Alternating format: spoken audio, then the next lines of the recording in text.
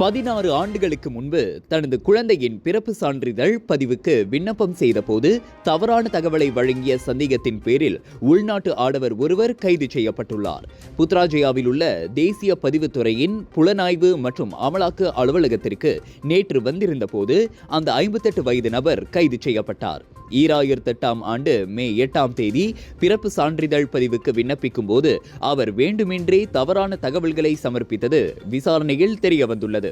குழந்தையின் பிறந்த தேதி, பெற்றோர்களின் விவரம் ஆகியவை குறித்து அவர் வேண்டுமென்றே பொய்யான தகவல்களை வழங்கியதாக நம்பப்படுகிறது.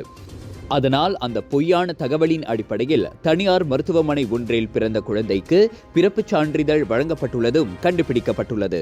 அந்நபருக்கு உடந்தையாக செயல்பட்டு தேசிய பதிவுத்துறைக்கு தவறான தகவல்களை வழங்கியதாக சந்தேகிக்கப்படும் 39 வயது மற்றும் 59 வயதான மேலும் இருவரும் கைது செய்யப்பட்டுள்ள வேளை அவர்களுக்கு எதிராக கூடிய விரைவில் நீதிமன்றத்தில் குற்றம் சாட்டப்படவுள்ளது. சுவாச பிரச்சனை, சளி, இருமலுக்கு உகந்த தீர்வு சைலஜா பேபி ஹெர்பல் கிரீம். துளசி, கரிஞ்சீரகம், கிராம்பு போன்ற மூலிகைகளால் கொண்டு தயாரிக்கப்பட்டுள்ள சைலஜா பேபி ஹெர்பல் கிரீம் உங்கள் குழந்தைக்கு சிறந்த தேர்வு.